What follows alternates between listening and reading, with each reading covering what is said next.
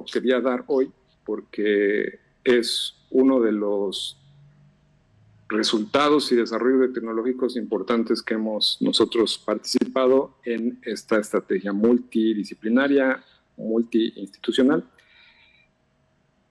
Y esto pues ya lo publicamos en 2016.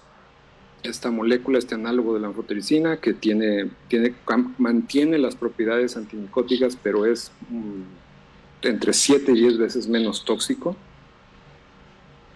Y en ese momento pues ya habíamos probado que este desarrollo tecnológico funcionaba y tenía esas características que acabo de mencionar, pero seguía la incógnita de cómo funcionaba. O sea, sabíamos que funcionaba, pero todavía teníamos muchas dudas respecto al mecanismo de acción, ¿sí? Entonces, en ese momento nos preguntamos si podíamos usar el modelado molecular, que es una técnica, un método muy empleado en muchas áreas, ¿no?, de la ciencia, en particular en la biología. Pues todo lo que es biología computacional básicamente está fundamentado en modelos. Entonces, la pregunta que nos hicimos entonces fue esta, ¿no? Entonces queríamos contestar esa pregunta, queríamos entender a nivel molecular cómo es que funcionaba esta droga para matar al hongo. Aquí quiero también comentar rápidamente dos frases de dos científicos también muy famosos. El primero en 1950, Arturo Rosenbluth, que por cierto es el fundador del CIMBESTAB, quien dijo que el mejor modelo de un gato es otro gato, especialmente si es el mismo gato. Sí, entonces, esta es una idea que pues ha rondado ahí la cabeza de todos los que nos dedicamos al uso de modelos, ¿no?, para contestar preguntas. Y 26 años después, George Box lo dijo de otra manera, un poco más directa, ¿no?, que dijo: todos los modelos son incorrectos, pero algunos son útiles. Entonces, voy a regresar a estas ideas al final. Entonces, cuando uno empieza a utilizar el modelado molecular, pues lo que tiene como insumos directos, ¿no?, inicialmente, es la posición espacial de los átomos que conforman las moléculas que se quieren estudiar, ¿no? Entonces, en el caso particular de la anfotericina, aquí les presento la estructura molecular de la anfotericina, está ahí en rojo, y a un lado está la estructura molecular del A21, que es el análogo químico, que ya les expliqué cuáles son sus ventajas. Es menos tóxico y sigue matando a los hongos. Y ya había también mucha evidencia de que el mecanismo de acción de estas drogas era a nivel de membrana. O sea, esto quiere decir que algo le hacía a la membrana de la célula que eventualmente pues mataba al hongo, ¿no?, o a la célula de mamíferos, pues a las células humanas, ¿no?, de ahí su toxicidad. Entonces, así como uno puede tener esa información de la posición en el espacio de los átomos de las moléculas, y sabiendo que lo más probable era que el mecanismo de acción era a nivel de membrana, pues también podemos construir modelos atómicos, moleculares de la membrana. Aquí les estoy mostrando un ejemplo.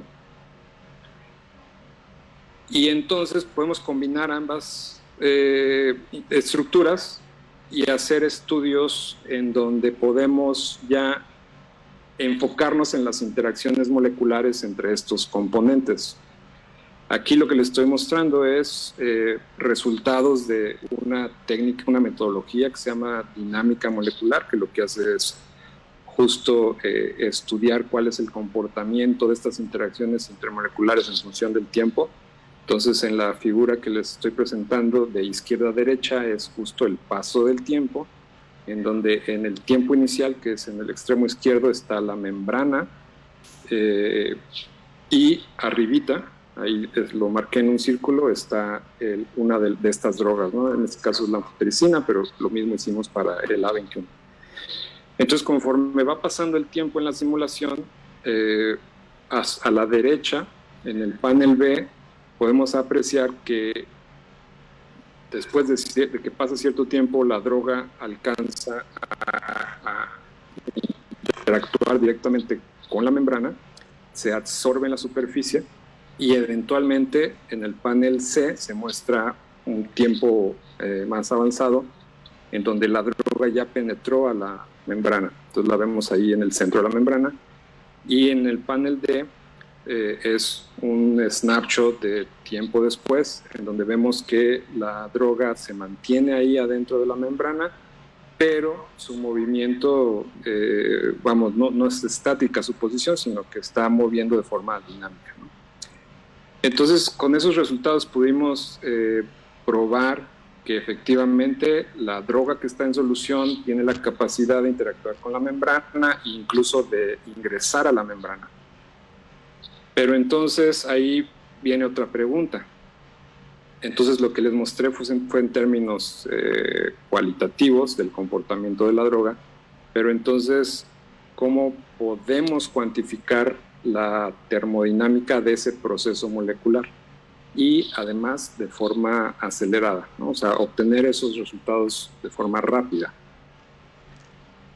Fue así que llegamos a proponer este modelo que le llamamos el Multi-Phase Solvation Model for Biological Membranes, que en ese origen lo aplicamos para estudiar el comportamiento de estos antimicóticos con las membranas celulares. Les voy a platicar rápidamente de qué trata este modelo, el MMPSM. En la parte superior está, otra vez les pongo ahí una imagen, una representación atómica a nivel molecular de un modelo de membrana, es una bicapa fosfolipídica representativa de la membrana celular. Entonces así es como la usamos en las simulaciones previas que les comenté. Aquí la idea era poder estudiar la interacción de las drogas con la membrana, pero de forma más rápida. Hacerlo de la manera que les mostré hace unas diapositivas es muy costoso computacionalmente. Eso quiere decir que se tarda mucho tiempo en correr la simulación.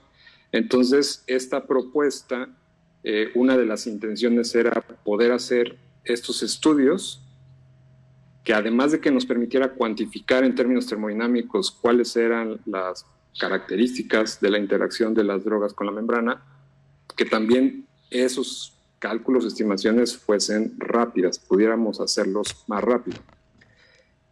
En el extremo izquierdo les muestro una representación de la estructura química de un fosfolípido típico, que es un componente principal de las membranas biológicas, en donde la característica general que tienen este tipo de biomoléculas es que tienen dos regiones con características o propiedades físico-químicas muy diferentes. Una es la que estoy ahí marcando en verde, que se le conoce como la cabeza, y abajo en el recuadro azul es lo que se conoce como las colas, ¿no?, de estas biomoléculas. Las propiedades físico-químicas que tienen en contraste una con otra es que la cabeza es de carácter polar, o sea, es anfifílico, o sea, le gusta interactuar con agua, al contrario que las colas, ¿no?, que son de carácter no polar o hidrofóbico, o sea, se quieren alejar del agua. De hecho, esa característica es lo que permite que se formen las membranas biológicas cuando salen a solución. Entonces es lo que aprovecharon las células, ¿no?, esas propiedades físico-químicas para generar su membrana, ¿no?, y su función es pues esa barrera, ¿no?, con el medio exterior. Entonces, lo que nos interesaba o nos interesa todavía es poder estudiar cómo es el comportamiento de drogas con esa membrana. Entonces, en la parte de en medio estoy mostrándoles una representación muy simplista de lo que es esa membrana en términos de estas regiones, ¿sí? O sea, regiones que son hidrofílicas, que sería esa franja verde, y regiones que son hidrofóbicas, que es la franja azul. Cada una de ellas podemos hacer un acercamiento a nivel atómico para ver cuál es su composición y cuál es su estructura, y son esos círculos ahí que se ven etiquetados con A, B, C y D. La región que está etiquetada con A, ese es el agua, es la solución acuosa que está afuera de la célula o que está adentro de la célula. Y etiqueta C es un acercamiento a esa región que es verde, pero que a nivel molecular pues tiene una propiedad hidrofílica, ¿sí? O sea, está en contacto con la solución acuosa. Y en la región D, el acercamiento que se hace es a esa escala molecular en donde esas partes de los fosfolípidos tienen ese carácter hidrofóbico, ¿sí? O sea, repelen el agua. Entonces aquí la idea principal del MMPSM es poder hacer estos cálculos y estimaciones termodinámicos de una manera más rápida. Entonces la propuesta fue, en lugar de usar una representación completa de la membrana como está arriba, vamos a enfocarnos en las regiones importantes, ¿no?, de la membrana. Entonces podemos definir básicamente 3 estratos. El primer estrato es la solución acuosa, o sea, es afuera de la membrana y básicamente es agua con sal. Después está el estrato polar, que es el inciso o la etiqueta C. Y por último, un tercer estrato, pues es la parte no polar, ¿no? Hidrofóbica. Entonces, cada uno de esos 3 estratos, la propuesta es representarlos como un solvente que tenga las mismas propiedades físico-químicas y termodinámicas que los estratos que acabo de describir, que están en la membrana. Entonces, en ese sentido, lo que hacemos es representar a la membrana con 3 solventes distintos. Cada solvente lo vamos a estudiar de forma independiente de los otros. Es lo que les estoy mostrando aquí en la parte inferior. Entonces son cajas de simulación que nosotros construimos y que usamos. Cada una es independiente de la otra y en cada una de ellas tenemos la droga que queremos estudiar, que se ve ahí en la parte central de cada uno de los cuadros, que está inmerso en un solvente distinto. Entonces la caja está llena de un solvente particular. Y la droga, que es el soluto, está adentro de esa caja y está rodeado de ese solvente. Entonces, de izquierda a derecha, lo que les muestro ahí en el inciso A es una caja en donde está llena de agua, con la droga que estemos estudiando está adentro. Y hacia la derecha, pues están otras cajas con otros solventes. Cada solvente con una propiedad físico-química parecida o similar a cada uno de los estratos de la membrana biológica. Ahora, ¿de qué nos sirve todo esto? Sí, o sea, la propuesta de dividir y separar esos estratos y representarlos con solventes diferentes es útil porque entonces para cada una de esas cajas ya es más fácil o más rápido calcular propiedades termodinámicas. Por ejemplo, hay una métrica o una cantidad que se mide de forma muy, muy común en la industria farmacéutica que se llama el coeficiente de partición o log-P, y es muy utilizada porque cuando se mide esa cantidad nos da una idea de qué tan fácil es que una molécula penetre o atraviese la membrana. Entonces, es algo que miden todo el tiempo, ¿no?, en la industria farmacéutica. Y nosotros podemos calcular ese coeficiente de partición con métodos numéricos, que es lo que les voy a explicar a continuación. Entonces, esa coeficiente de partición está asociado con una cantidad termodinámica que se llama el cambio de energía libre de transferencia. Es la ecuación que está ahí encerrada en el rectángulo verde. Entonces, básicamente es lo que dice, ¿no?, que el cambio de energía libre de transferencia de un soluto, una molécula cualquiera que esté en un solvente 1, transferirlo a un solvente 2 es el cambio de energía libre que requiere hacer esa transferencia. Y esa cantidad pues está relacionada directamente o es proporcional al coeficiente de partición. Entonces eso por un lado. Por otro, también sabemos que ese cambio de energía libre de transferencia del soluto entre 2 solventes también es equivalente a la diferencia entre la energía libre de solvatación en el solvente 1 y la energía libre de solvatación en el solvente 2. Entonces, todo esto que les estoy platicando, básicamente lo represento ahí, son dos cajas. En una caja, la de la izquierda, es el soluto, la droga, en una caja donde está llena del solvente 1, en este caso pues es agua, y en la caja de la derecha es la misma molécula, es la misma droga, pero en una caja en donde está llena de un solvente distinto. Entonces, hay formas numéricas computacionales de calcular estas energías de solvatación en cada uno de los dos solventes. ¿Cómo hacemos eso? Entonces, por definición, la energía libre de solvatación es el trabajo que se requiere para pasar la molécula que esté en vacío, meterla a un solvente. Entonces, es el trabajo que se requiere para hacer eso. Eso es la energía libre de solvatación, que es lo que está indicado en la parte superior con la flecha negra, ¿no? Ese delta GS básicamente es lo que acabo de describir. Entonces, en un estado inicial tenemos la molécula en vacío y en un estado final está esa molécula adentro del solvente, en este caso es agua, pero puede ser cualquier solvente. Ahora, el cálculo de esa energía libre de solvatación, como lo estoy poniendo ahí arriba, o sea, en un solo paso, de vacío al solvente, eso es complicado, ¿no? En términos técnicos computacionales, de forma numérica, es complicado hacerlo.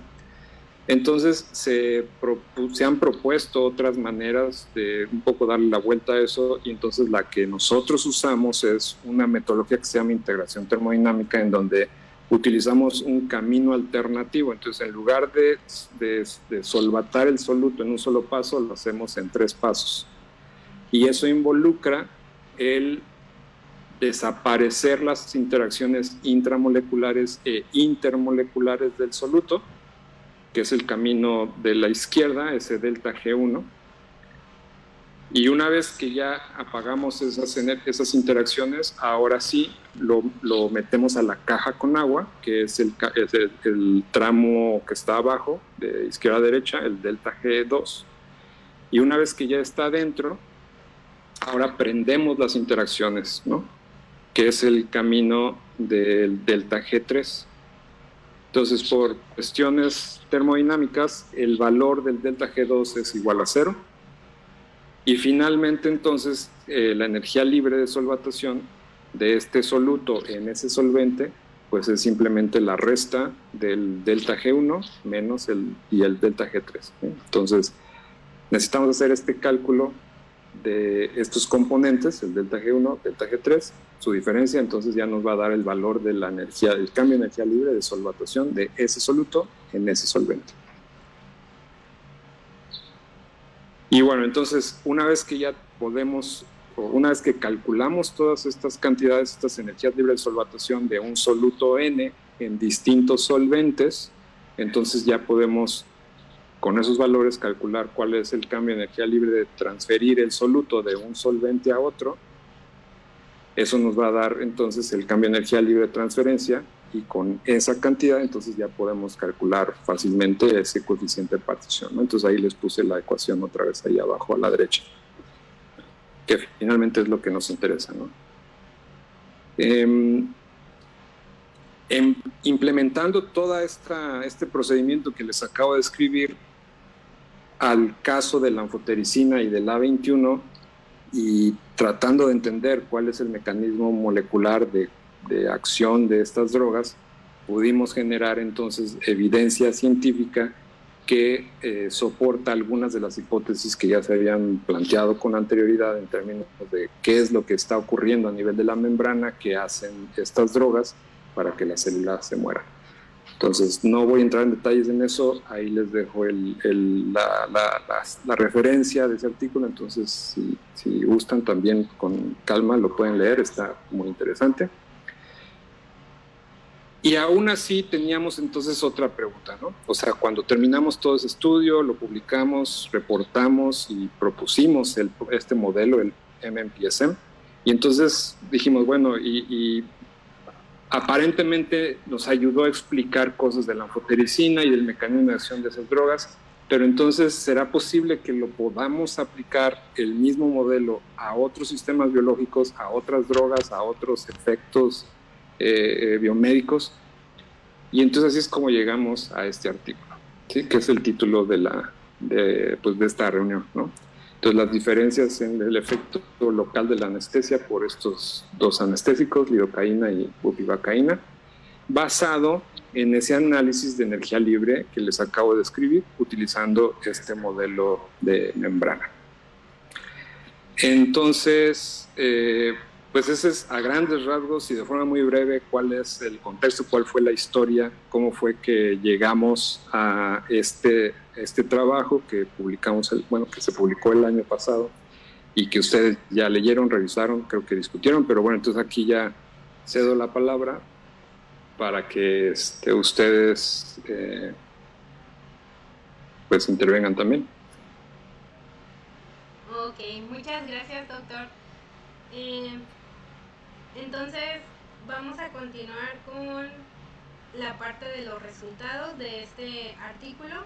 Muy bien, entonces nosotros vamos a ir presentando los resultados cada uno y los chicos van a tener la oportunidad de realizar las preguntas en cada uno de los resultados que se estuvieron viendo del artículo. Entonces, sí, chicos, si tienen sus preguntas a la mano para que se las vayan haciendo al doctor conforme vayamos pasando con los resultados.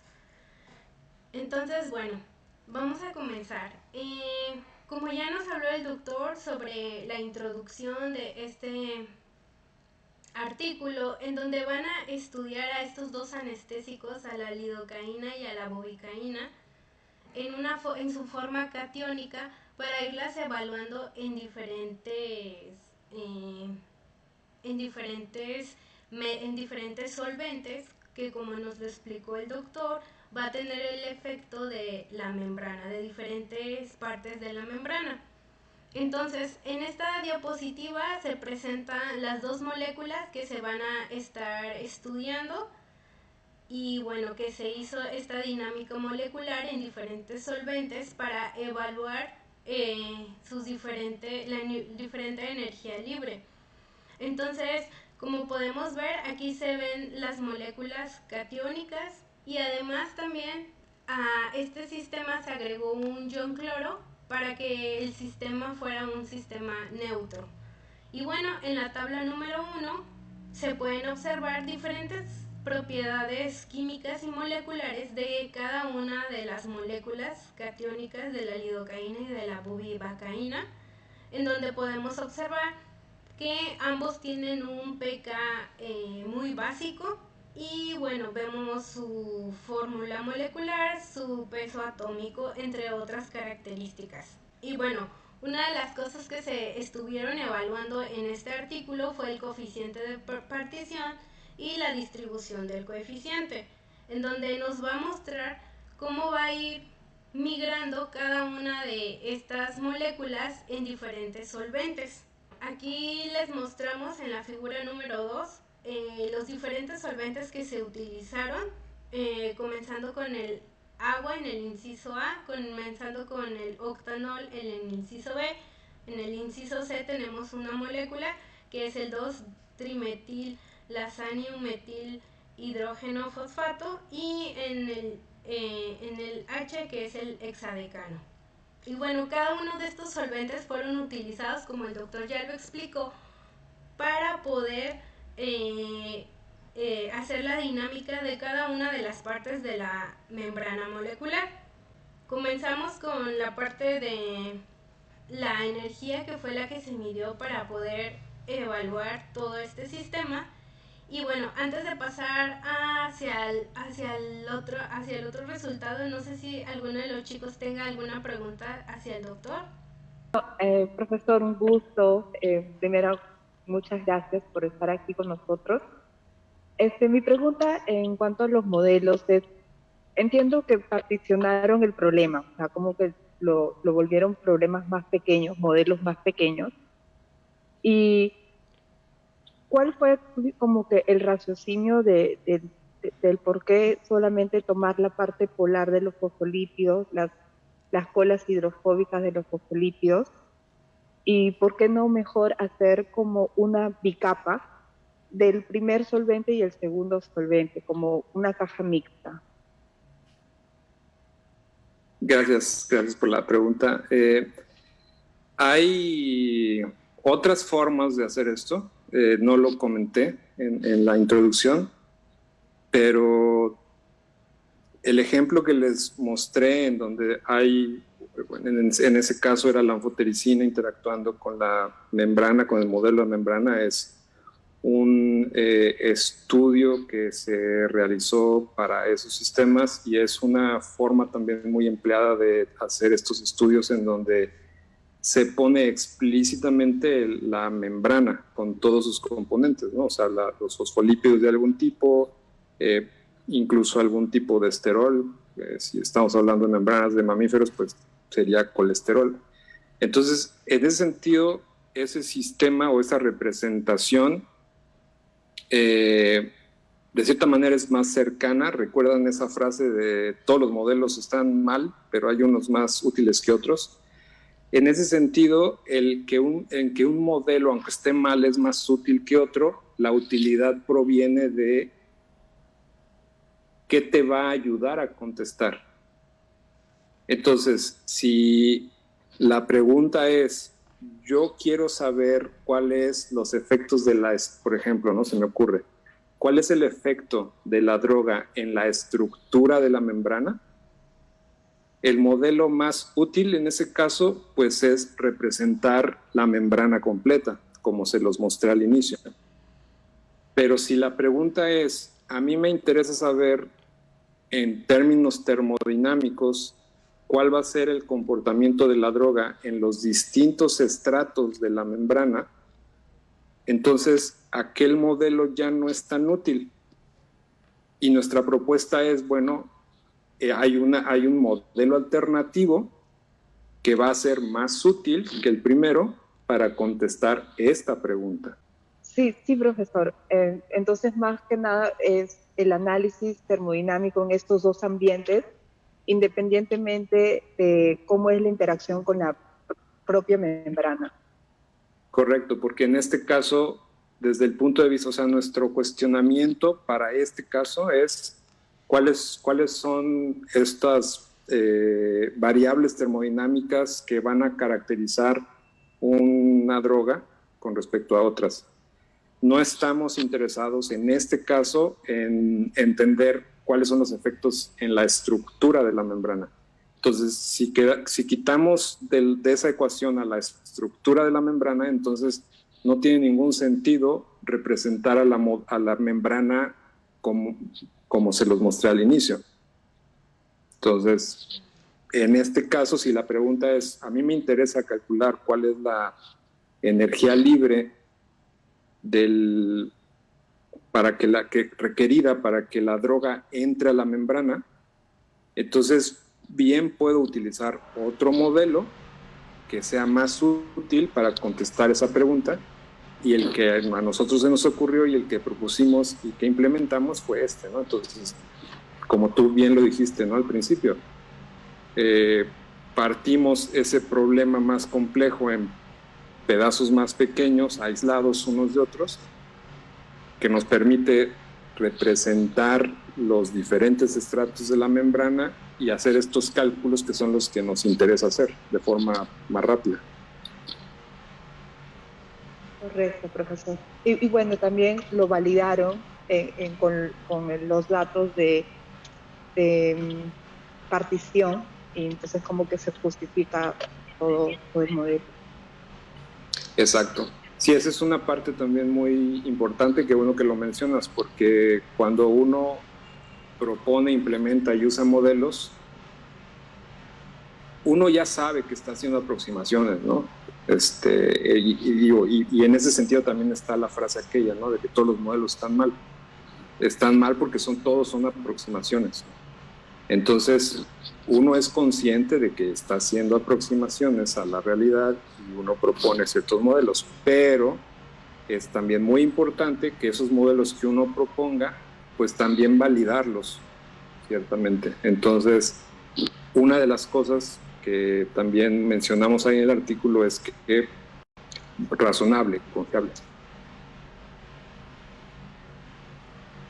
Gracias, profesor. Y bueno, solo una preguntita y ya luego los chicos los dejo a preguntar. Solamente es que tengo una curiosidad. Personalmente no he usado este método para cálculo de energía libre, pero me llama bastante la atención el procedimiento. O sea, todavía no entiendo el por qué en algún momento del método se retira las fuerzas intramoleculares del soluto de la ecuación, y si nos pudiera explicar a grandes rasgos, porque sé que es corto el tiempo, de las principales diferencias de este método con la generalizada de Born, por ejemplo, que está más usado, y por qué usar este método en este caso, y en qué momentos tal vez se recomiende los otros métodos de cálculo de energía libre.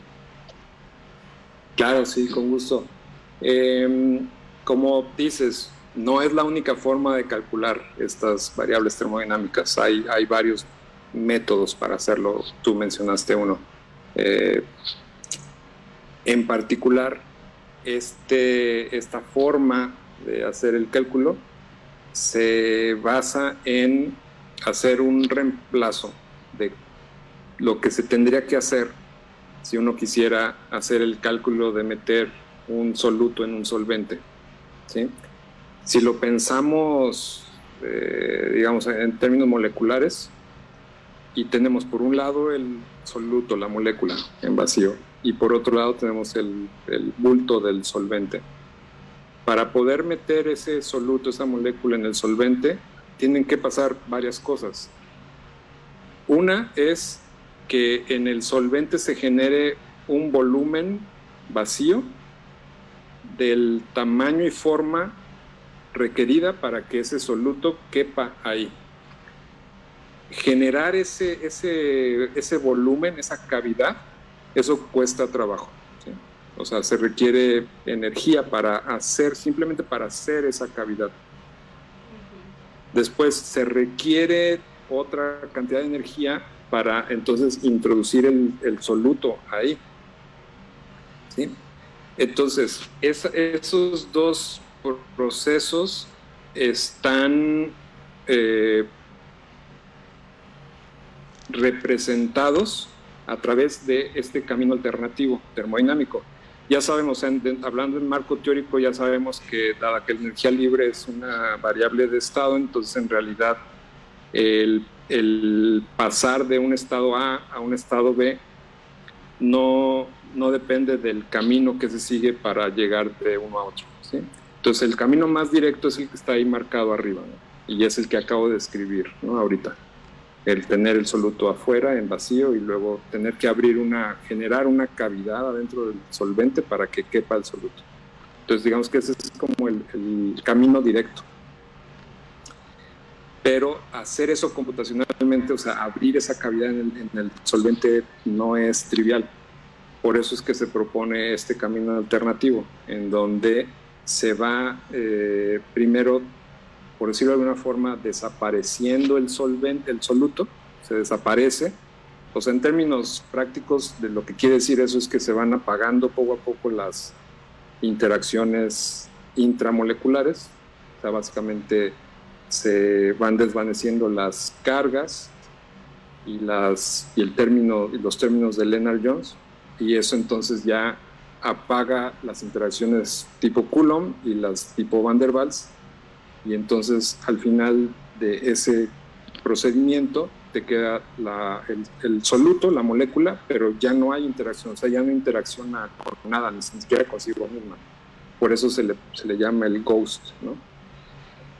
Entonces, dado que ya no hay interacciones, entonces eso es más fácil meterlo a la caja con el solvente, ¿sí? Porque como no está interactuando con nada, pues no va a chocar con nada, pero va a estar adentro la molécula de la caja con solvente. Entonces, una vez que está ahí, entonces empiezan a aprender otra vez estas interacciones, empiezan a aprender el término de Lennard-Jones, y eso ya genera otra vez las interacciones intermoleculares de Van der Waals, y se empiezan a aprender las cargas, y entonces eso ya empieza a aprender paulatinamente las interacciones culómbicas, electrostáticas, y esa manera es fácil de generar esa cavidad de forma natural adentro del solvente, porque se hace poco a poco, paulatinamente, y cuando llegas al final del proceso, del estado en donde tienes esta molécula ghost en el solvente, a cuando ya aprendiste todas esas interacciones, como lo hiciste de forma paulatina, entonces poco a poco se va generando de forma natural esa cavidad adentro del solvente. Y eso entonces evita tener muchos problemas técnicos, computacionales, numéricos, además de que te permite estimar paso a paso cuál es la contribución de ir apagando o prendiendo las interacciones.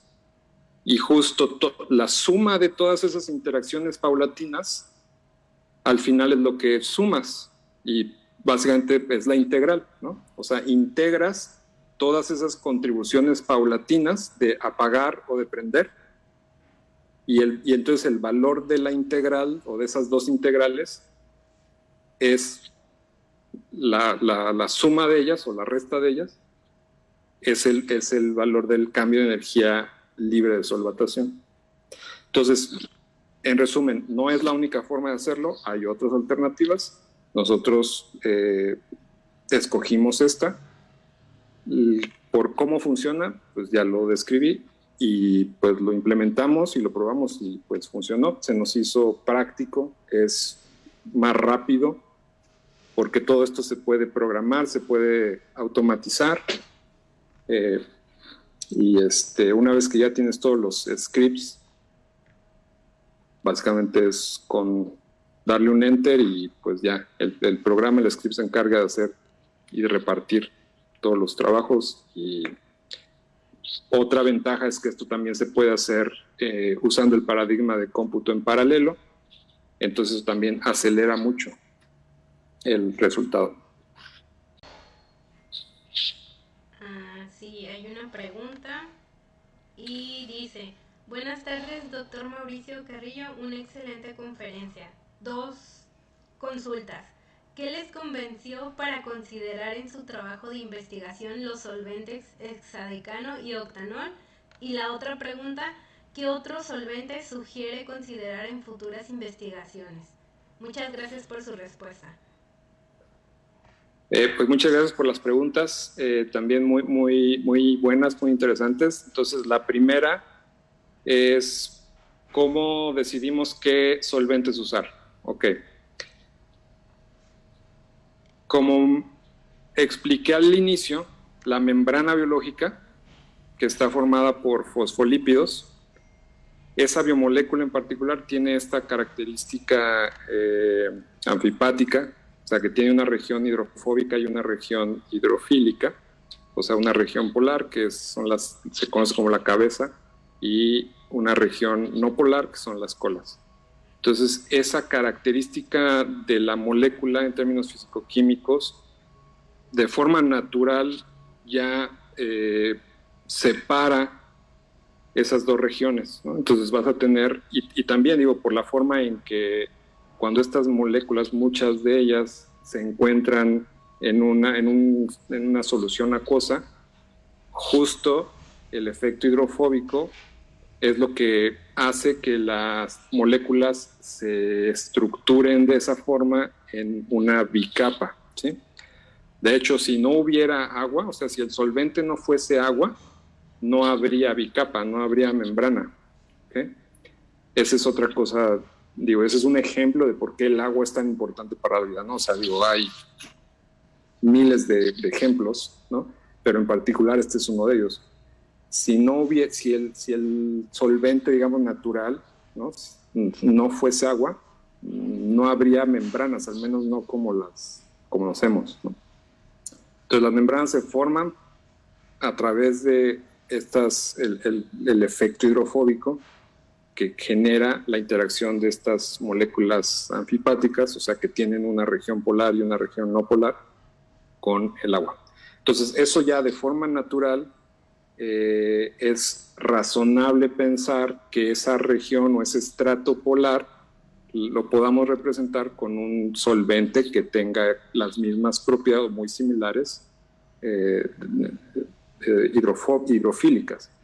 Y de la misma manera, pues el estrato natural, que es el interior de la membrana, que está formado por estas colas de las moléculas de los fosfolípidos, que son de naturaleza no polar o hidrofóbica, pues es razonable pensar que uno lo puede representar con un solvente con esas mismas propiedades físico-químicas, o sea, no polares, ¿no?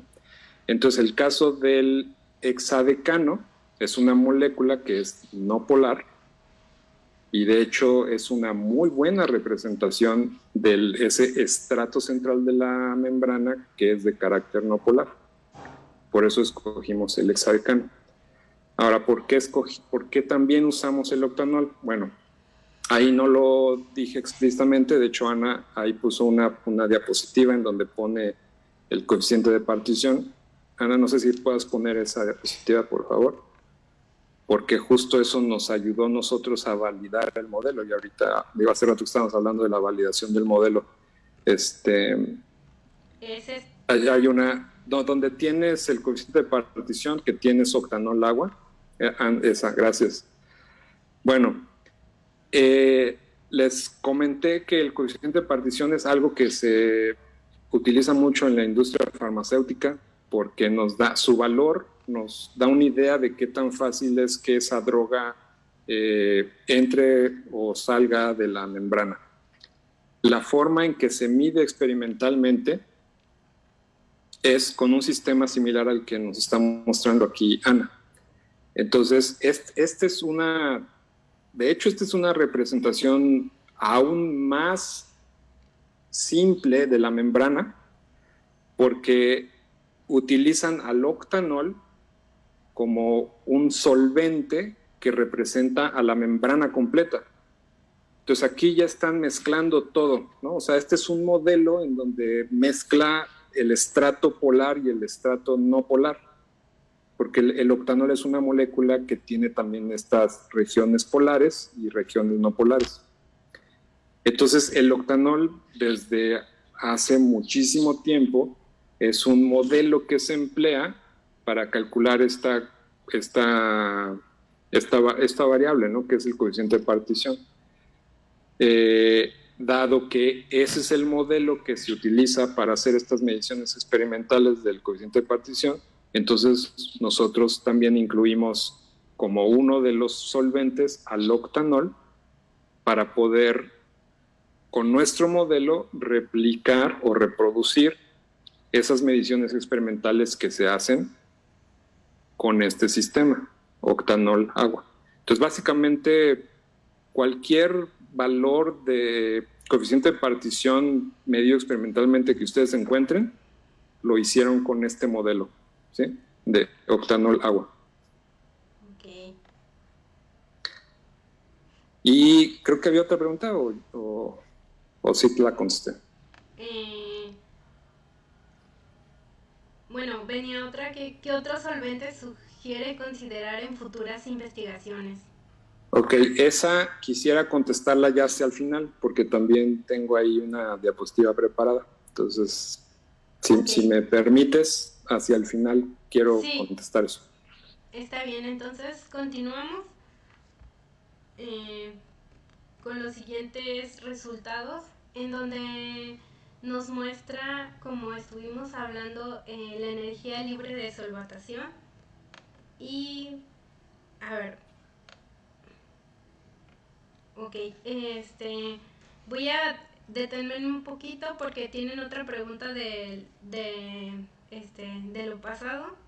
Y dice, buenas noches, profesor, mi inquietud es la siguiente. Entonces, ¿se podría decir que el trabajo también buscaba validar el método MMPSM, dado que se correspondía con lo que se veía experimentalmente? Con ello podemos afirmar que este es un modelo confiable para poder realizar otras simulaciones similares. La respuesta corta es sí, estoy de acuerdo con lo que dijiste. Y tanto en el artículo original en donde reportamos el modelo que en esa ocasión lo utilizamos para entender el mecanismo de acción de los antimicóticos, de la anfotericina y de la A21, en donde también incluimos el cálculo del coeficiente de partición como se hace experimentalmente, que es usando octanol, para ver si el modelo reproducía de forma correcta esos valores. Igual en este artículo, en donde lo aplicamos para los anestésicos locales, también incluimos el octanol, dado que hay mediciones experimentales del coeficiente de partición también para estos anestésicos. Entonces, siempre es importante que cuando uno implementa y utiliza un modelo, siempre validarlo, ¿no? De alguna forma, o sea, compararlo con un valor de referencia para tener entonces sí mayor confianza en su validez, ¿no? En la validez de los resultados. Entonces, en ambos trabajos incluimos también el solvente octanol justo para validar el modelo.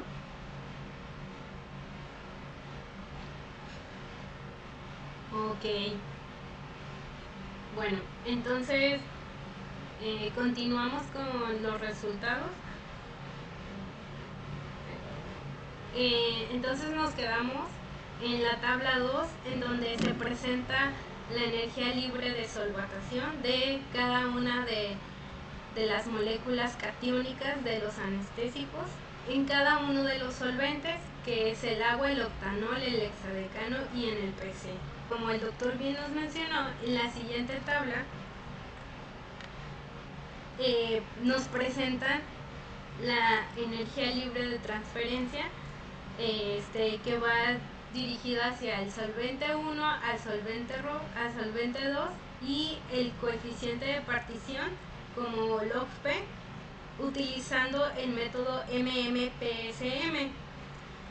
Entonces, bueno, aquí está cada uno que va de un solvente hacia otro y viendo el coeficiente de partición.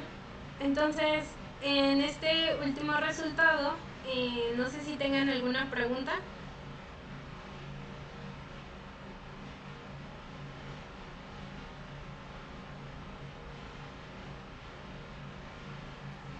Aquí puedo comentar algo, Sí. Ana. Gracias. Aquí lo importante de ver es la comparación entre una y otra, ¿sí? Y de hecho calculamos la significancia estadística de la diferencia entre ambos, ¿sí? Entonces, en la columna de la izquierda del extremo derecho, justo es el sentido de la transferencia que se está haciendo. Entonces, por ejemplo, en el primer renglón que dice W, flecha O, es la transferencia del anestésico de agua a octanol. O sea, básicamente esa es la predicción que hace el modelo del coeficiente de partición que se midió experimentalmente. En el segundo renglón es el proceso de pasar o de transferir del agua al estrato polar. Y en el tercer renglón es el proceso de transferir del estrato polar al estrato no polar, o sea, al interior ya de la membrana. Entonces aquí vemos, por ejemplo, en el primer renglón, que, digamos, nos da ciertos números, ¿no? Pero la diferencia entre la lidocaína y la bupivacaína, que es el coeficiente de partición que se mide experimentalmente, como que les decía, con este modelo muy rudimentario de membrana, que es el octanol, agua, dada el valor de la significancia estadística, en realidad no es ese modelo muy burdo, que es octanol agua, no es lo suficientemente preciso para ver diferencias. En otras palabras, ese modelo los ve igual, ¿no? Ve igual a la lidocaína y a la bupivacaína.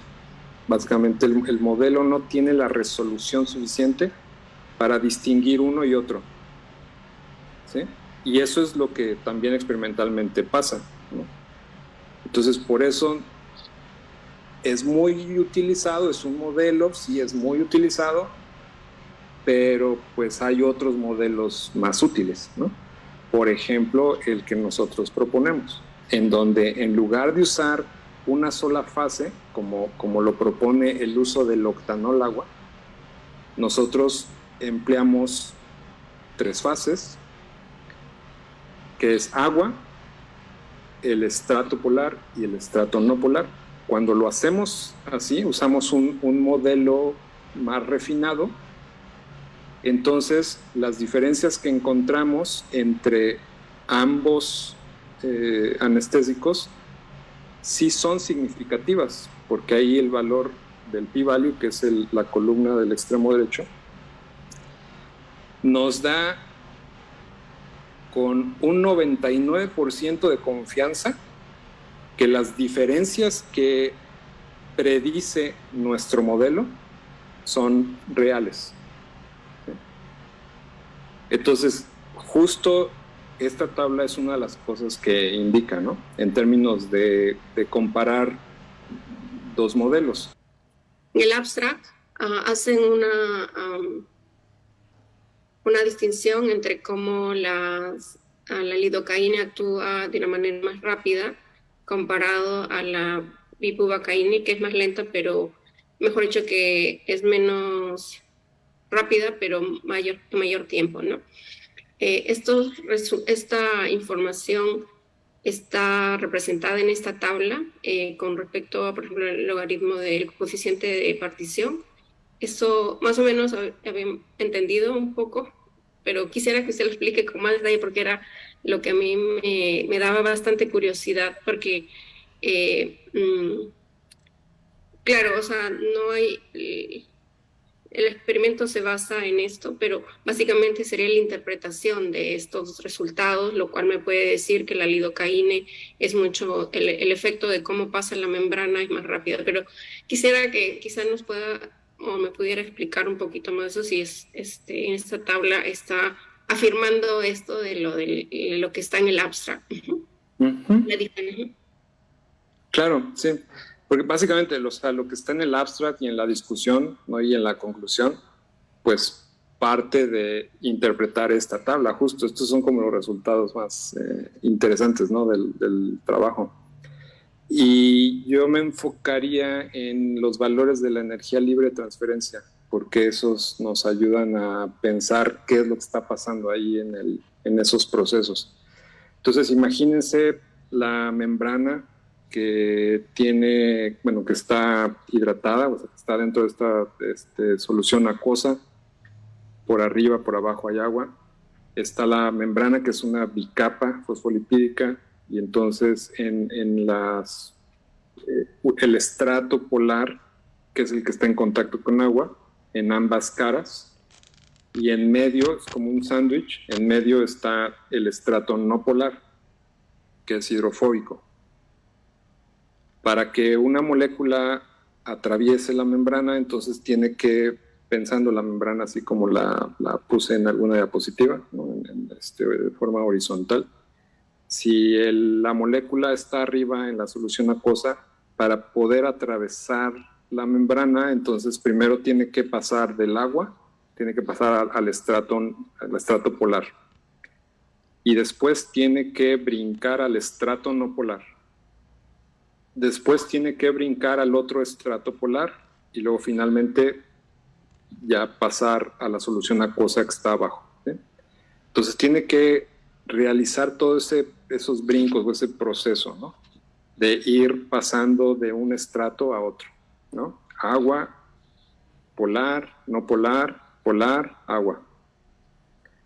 Nuestra propuesta en este modelo es cada uno de esos estratos estudiarlo por separado, ¿sí? Entonces estudiamos la solvatación en agua, la solvatación en un solvente polar, la solvatación en un solvente no polar, ¿sí?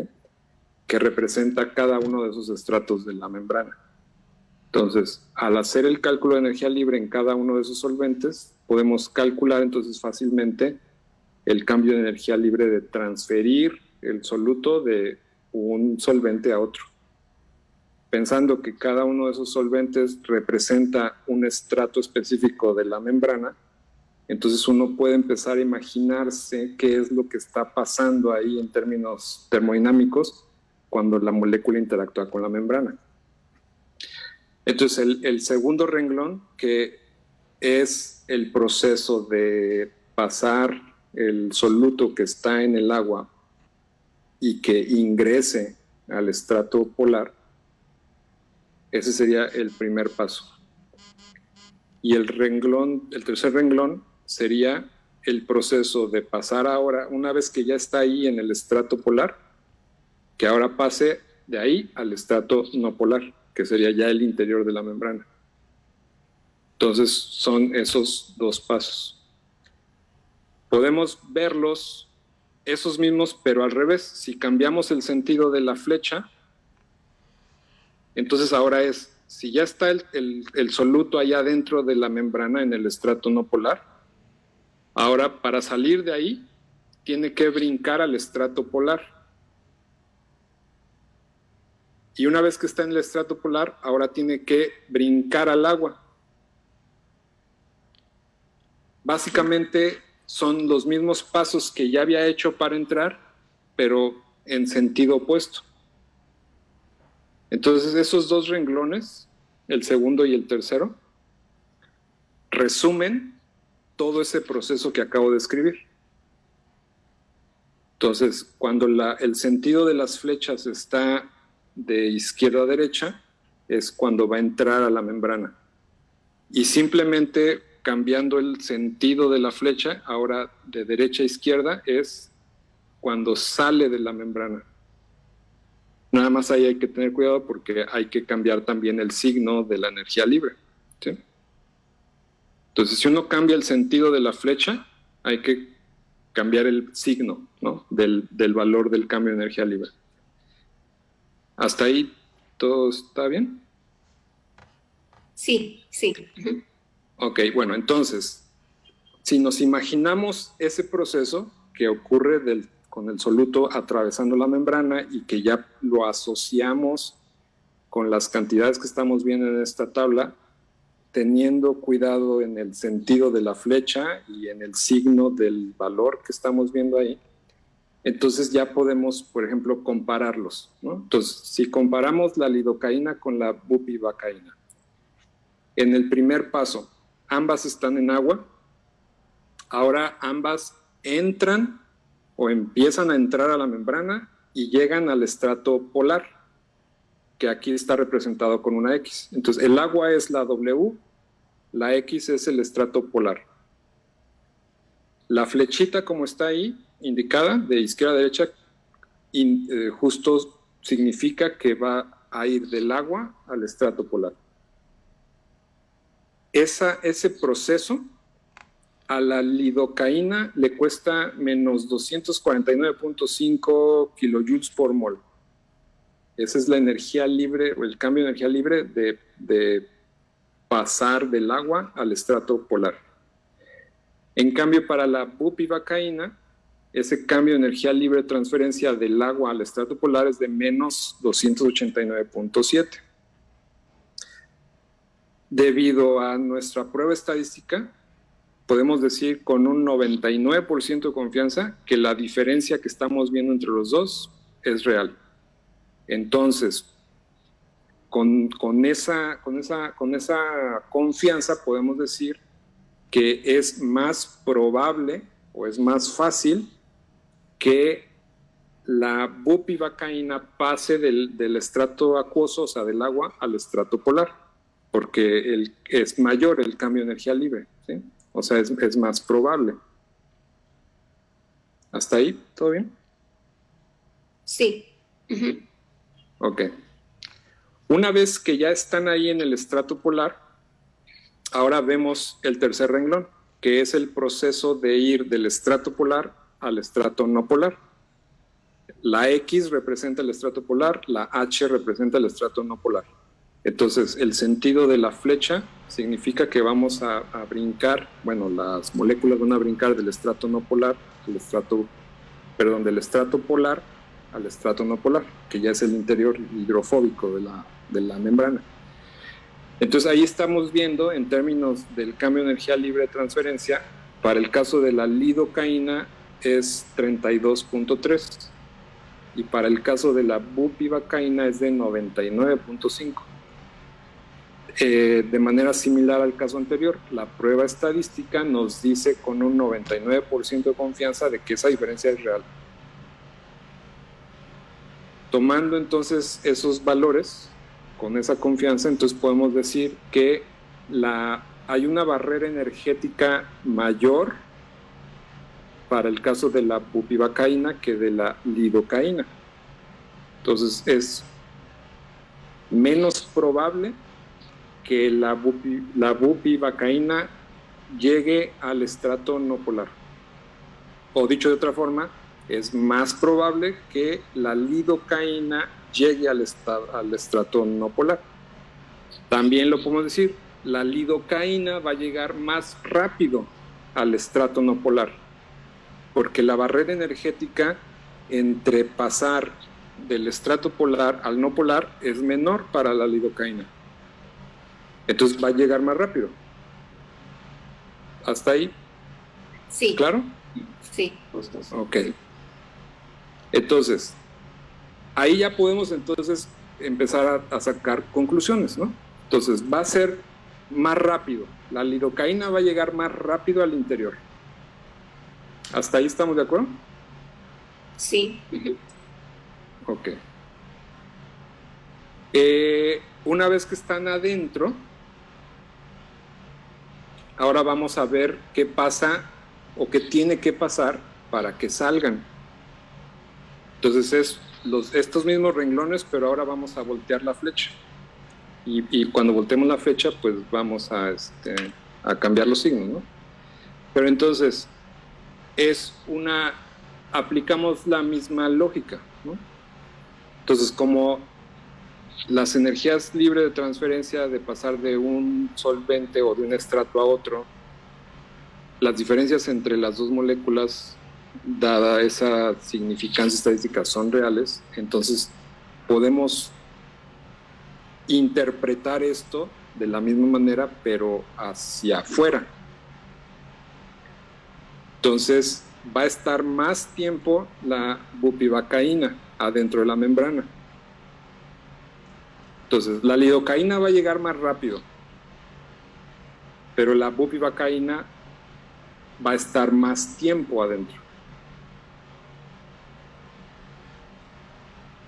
Entonces, estos resultados, en términos termodinámicos, están de acuerdo con lo que se ha observado en la clínica, ¿no? El efecto de la lidocaína empieza más rápido. Cuando se aplica la lidocaína, el efecto anestésico es más rápido que la bupivacaína, pero se pasa más rápido también.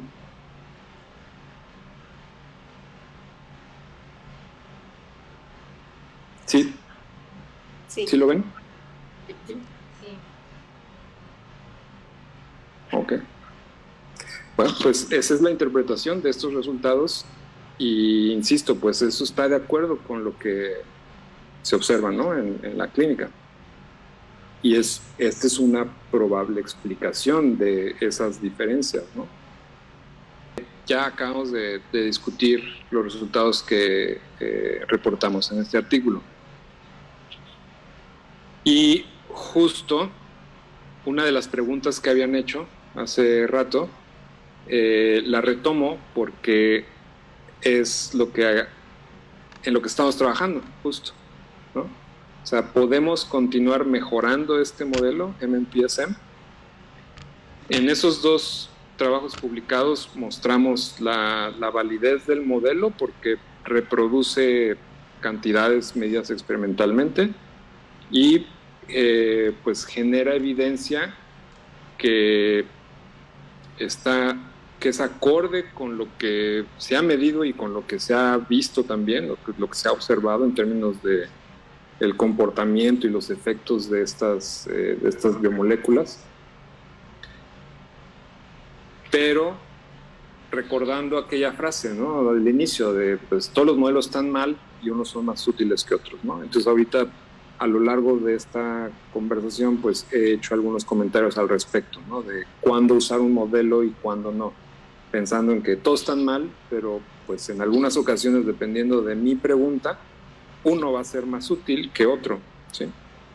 Si cambia la pregunta, pues es probable que entonces ahora ese modelo ya no sea tan útil y entonces buscaré otro modelo que sea útil para contestar mi pregunta. Pero entonces estos modelos siempre pueden mejorar. Entonces hemos estado trabajando para mejorar este modelo en términos de acercarnos a una mejor representación de una membrana biológica sin desviarnos de la esencia del modelo que tiene que ver con estas fases o distintas solventes, ¿no? Una cosa que no habíamos integrado es el hecho de que la fase o el estrato polar, que hemos hablado mucho de él, no está exento de agua, ¿sí? Entonces, hasta ahorita nuestros modelos los hemos implementado en términos de tenemos una fase acuosa, o sea, es agua.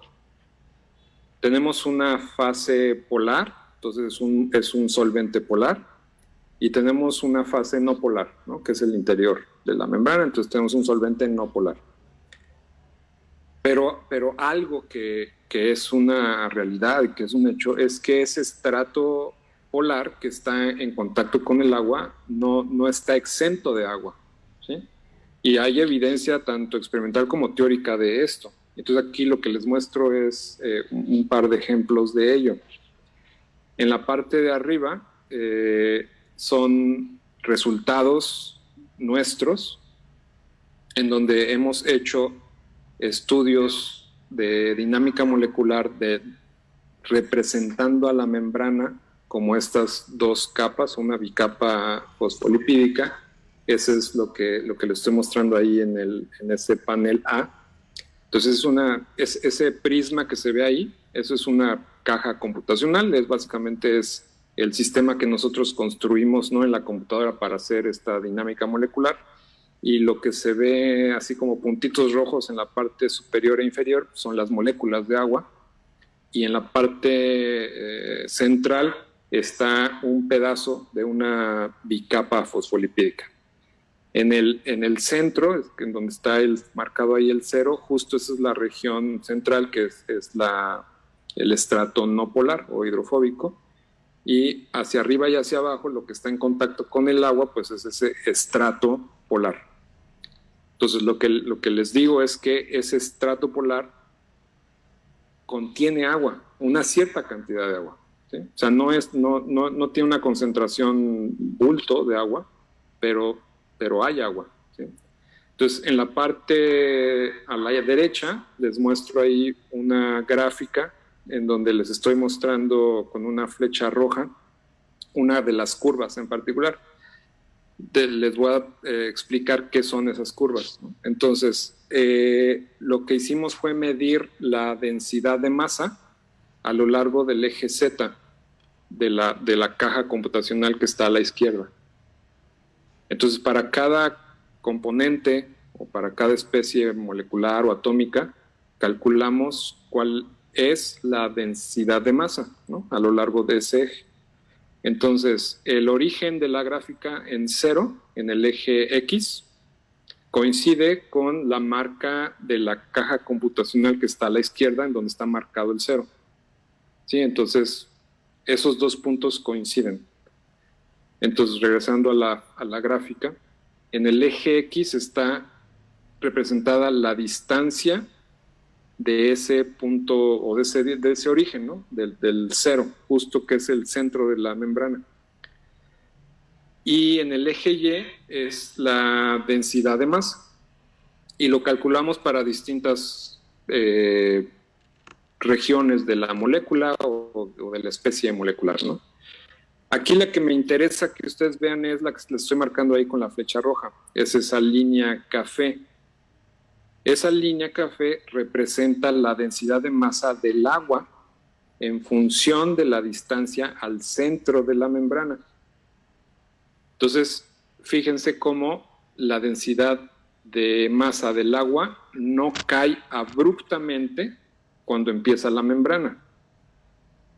De hecho, ahí el rango que escogí para el eje X termina en 3 nanómetros, que justo es la mitad del ancho de la membrana. Entonces, fíjense cómo en 3 nanómetros la densidad del agua pues, es la densidad bulto. Pero conforme nos adentramos a la membrana, que es ir hacia la izquierda de esa gráfica, la densidad del agua no cae abruptamente, sino que va cayendo lentamente. Y entonces lo que quiere decir eso es que encontramos moléculas de agua adentro del estrato polar de la membrana. O sea, ahí hay agua. O sea, en otras palabras más coloquiales, la membrana no está seca. ¿Sí? Particularmente el estrato no polar, que es el que nosotros representamos con un solvente, perdón, el estrato polar, que es el que nosotros representamos con un solvente polar. ¿Sí? Entonces ese es un resultado teórico, ¿no? Nuestro, pero también hay resultados experimentales, ¿no? Que ya están disponibles en la literatura. Abajo les pongo un caso, ¿no? Allá a la izquierda está la referencia. Entonces ahí midieron el número de aguas, igual, algo similar, en función del... Hay otro parámetro que es la constante eléctrica, que básicamente lo que es algo que se usa, por ejemplo, en modelos continuos. Es un parámetro que define el tipo de material, ¿no? Que se está simulando. Pero entonces ellos de forma experimental midieron la cantidad de agua que hay también en ese estrato polar. Entonces, pues ya sabemos, o sea, que ese estrato polar no está seco, como les decía, o sea, ahí hay agua. Entonces, si pensamos en nuestro modelo en donde estamos representando el estrato polar con un solvente que tiene propiedades similares o equivalentes a las que tiene el estrato polar de la membrana, ese es un avance en términos de la representación que estamos utilizando, pero podría mejorar si ahora en esa representación de solvente polar agregamos agua, ¿no? Con una concentración menor a la que tendría el agua bulto, pero que sí tenga agua, como realmente ocurre, ¿no? En una membrana biológica. Entonces, ese es un primer cambio que estamos haciendo para mejorar el modelo en términos de acercarnos aún más a la forma en que representamos a una membrana biológica. Entonces, esa es una forma, ese es algo, es la primera cosa que estamos haciendo para mejorar el modelo. La segunda tiene que ver con el solvente que estamos utilizando para representar justo esa región o ese estrato polar. ¿Sí? Entonces, aquí en esta diapositiva les estoy mostrando la evolución que ha ocurrido en términos del solvente que hemos usado. Entonces, en el extremo izquierdo, les vuelvo a poner ahí la estructura química de este fosfolípido, el DPPC, o es el dipalmitoil fosfatidilcolina. Y estoy mostrándole ahí en ese recuadro la cabeza de esa molécula, que tiene esta característica polar, o sea, hidrofílica. Entonces, esa es la estructura de los fosfolípidos de una membrana. Entonces, nuestra primera aproximación, que es lo que sigue ahí a la derecha, utilizamos esa molécula que les pongo ahí la estructura química, que abreviamos como AMP. Entonces, esa fue la molécula solvente que usamos para representar el estrato polar. Y justo es el trabajo que les platiqué al inicio de la anfotericina. Después, esa representación del estrato polar mejoró en la siguiente versión del modelo, porque ahora ya incluimos ese grupo amina, que es el que les muestro ahí, que está encerrado en un círculo en la columna del medio. Esa molécula que abreviamos como HPC es la que usamos en el trabajo que estamos discutiendo hoy, el de los anestésicos locales. Y ahora avanzamos, ¿no?, hacia una molécula solvente que está mucho más cerca a lo que es la estructura real de la cabeza polar del fosfolípido, del DPPC, que es la diacetilfosfatidilcolina, que abreviamos DACPC. Entonces, si comparan ustedes estas tres aproximaciones, ¿no?, que hemos hecho en el tiempo, de izquierda a derecha, podrán observar que nos estamos acercando cada vez más a una representación más real en términos de estructura química del solvente a lo que es la cabeza polar del lípido. Entonces, además, como ya les comenté en la diapositiva previa, sabemos que ese estrato polar de la membrana no está exento de agua. Entonces, en esta tercera versión, que es la que estamos trabajando, que por cierto, este es el trabajo de maestría de Mariluz Gómez López, que es miembro de mi grupo de investigación, reemplazamos ahora la molécula solvente para representar el estrato polar, y además ya estamos agregando una cierta concentración de moléculas de agua, que son esos círculos rojos que ven ahí, ¿sí? Entonces, esto es una mejora del modelo en la que estamos trabajando, y lo que esperamos es que esto nos acerque a emplear o implementar una representación pues más real, ¿no?, de lo que es las propiedades pues fisicoquímicas de estos distintos estratos de la membrana, y que cuando hagamos estos cálculos termodinámicos, pues esos valores que prediga el modelo sean o tengan mayor precisión.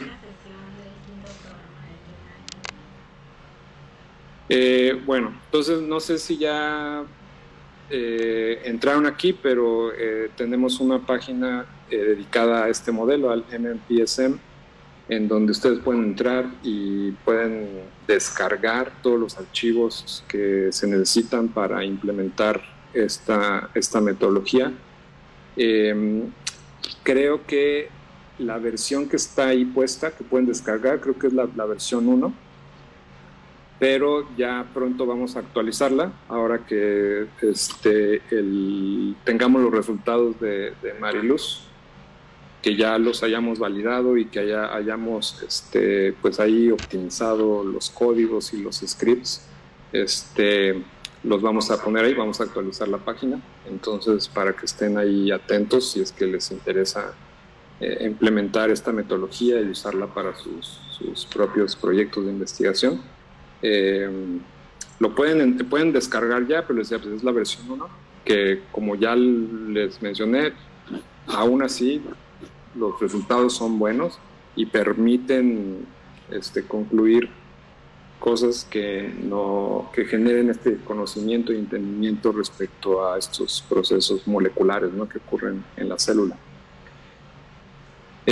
Aprovechando que estamos aquí, también les quería comentar ya por último que pues yo estoy convencido que la investigación siempre está ligada fuertemente a la educación, y de hecho estos espacios, y vuelvo a repetir que estoy muy agradecido por la invitación, porque permiten pues darle difusión al trabajo que hacemos, y en ese sentido, pues aquí en Cinvestav, Unidad Monterrey, tenemos 2 posgrados, uno que es en Ingeniería y Física Biomédicas y otro que es en Educación en Biología para la Formación Ciudadana. Y pues, o sea, si estuvieran interesados en seguir con su carrera científica, preparándose en términos de posgrados. Aquí están estas dos opciones que les dejo ahí. Y justo una de las, bueno, no una, sino muchas de las colaboraciones que hemos entablado a lo largo del tiempo tiene que ver también con el uso de modelos, pero en el área de investigación de educación o enseñanza de las ciencias. Y aquí les muestro 4 ejemplos, ¿no?, de cómo a través de colaboraciones con investigadoras e investigadores en el área de educación de las ciencias, hemos generado también mucho conocimiento respecto a cómo enseñar biología de manera innovadora, utilizando modelos. Y muchos de esos resultados pues están ya accesibles aquí en esta plataforma, edu.triplab.com, que ahora ya es análogo a otro dominio que es edubiolab.org.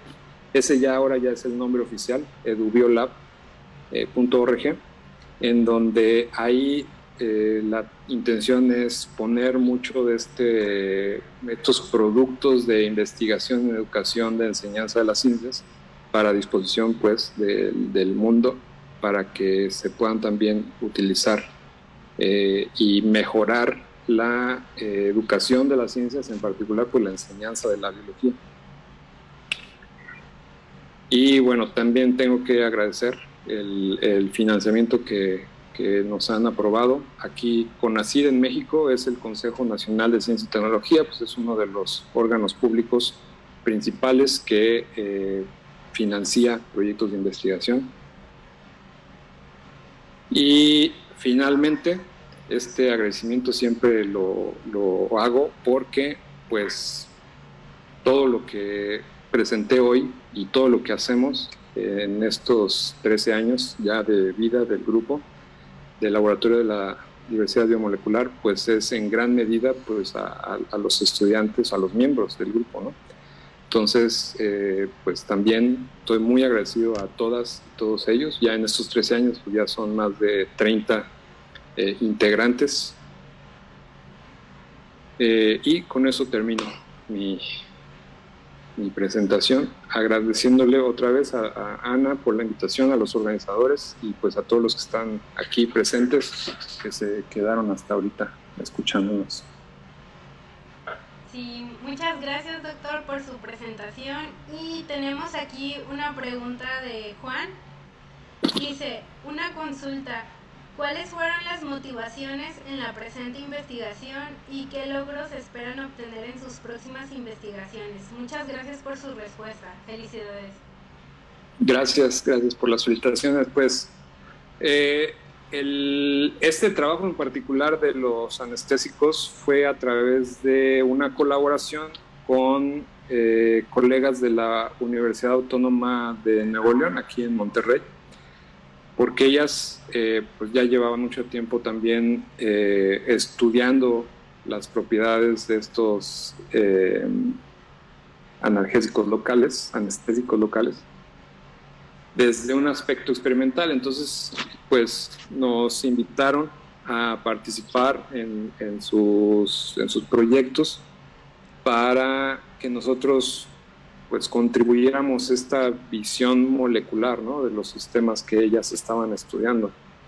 Eso es algo que a nosotros siempre nos da mucho gusto hacer, poder colaborar, ¿no?, con otras y otros investigadores de todo el mundo, en donde nosotros podamos aportar una visión molecular de los sistemas biológicos que ellas y ellos estudian, ¿no? Desde siempre he creído que estas colaboraciones multidisciplinarias potencian mucho el tipo de resultados y por ende el conocimiento que se genera y el impacto que esto puede tener, ¿no? Entonces, esta parte que les platiqué hoy y el artículo que discutimos hoy fue a raíz de esa invitación, ¿no?, que nos hicieron, para colaborar en ese proyecto y así fue, ¿no? O sea, cómo llegamos a la lidocaína. Ok, aquí hay otra pregunta de Elías y dice, ¿cuáles fueron las dificultades que se tuvo para llevar a cabo estos trabajos de investigación, tanto en el trabajo de la anfotericina y el de los anestésicos? Gracias. Gracias por la pregunta. Complicaciones, bueno, el quehacer científico está lleno de complicaciones, ¿no? O sea, ya casi por definición, pues el trabajo del científico es justo contestar preguntas, ¿no? Y si uno piensa en que una pregunta es una dificultad, pues ya de entrada estamos entrenados para resolver, ¿no?, dificultades. En particular, estos trabajos que tienen que ver, digamos que el factor común entre el trabajo de la anfotericina y el de los anestésicos es el modelo que utilizamos para generar evidencia del mecanismo de acción, ¿no?, en ambos casos, que pues es el MMTSV que ya les describí.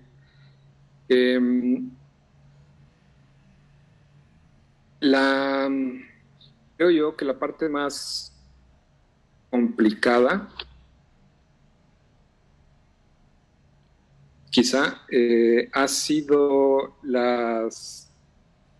los detalles finos en términos prácticos de, por ejemplo, las parametrizaciones. Digo, es algo que no mencioné, pero estos modelos dependen fuertemente del potencial que uno escoja para hacer las simulaciones. Por ahí en una de las diapositivas que puso Ana, ahí puso el potencial que usamos, que es Gromos 53 a 3 o a 7, no me acuerdo bien. Pero bueno,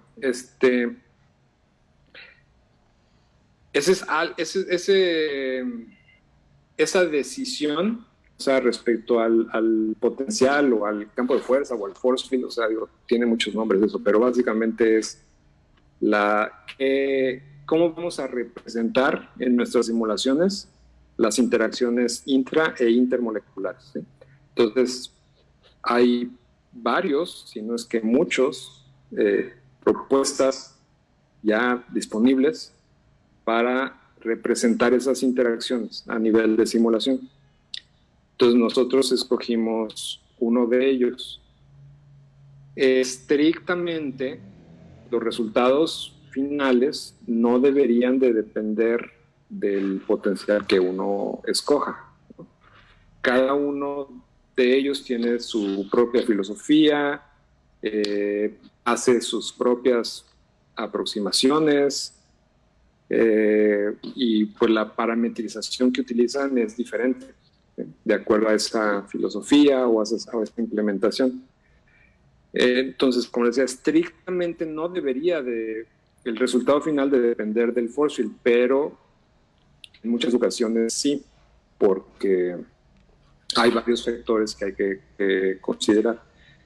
Entonces, en términos de complicaciones, quizá más que nada es a la hora de tener que tomar decisiones de ese tipo, ¿sí? O sea, cuando hay varias opciones disponibles, no siempre es trivial saber cuál de esas opciones disponibles utilizar. Y en muchas ocasiones hay que hacer pruebas. Entonces, lo que hemos hecho, ¿no?, en muchas ocasiones es utilizar 2, 3 de esas opciones disponibles, implementarlas, hacer alguna estimación, algún cálculo, alguna predicción con las 3, y al final compararlas en términos del resultado final y pues también de la facilidad de usarlo o qué tan complicado es implementarlo. Y basado en ese ejercicio, pues uno va adquiriendo ciertos criterios para al final poder tomar esas decisiones, ¿no? Entonces yo creo que es de las cosas más complicadas, ¿no? O sea, el tomar ese tipo de decisiones a lo largo del camino. Ok. Y bueno, tenemos otro comentario de Rosalina en donde dice: felicitaciones doctor Mauricio Carrillo Tripp por su trabajo. Gracias. Entonces estuve aquí revisando también en la transmisión en vivo y no tenemos ningún comentario ya, ni ninguna pregunta. Es así como en nombre de la Sociedad Peruana de Bioinformática y Biología Computacional agradezco la participación del doctor Mauricio Carrillo Tripp en la primera sesión del 5º programa del Journal Club de Bioinformática. Muchas gracias, doctor, por darnos esta valiosa información y por todo esto que aprendimos el día de hoy. Y gracias por dejarnos saber que todos los que quieran venir a México, pues están ahí las puertas abiertas en el Simvestab con el doctor Mauricio. Pues muchas gracias. Un gusto realmente estar aquí, compartir este tiempo con todas y todos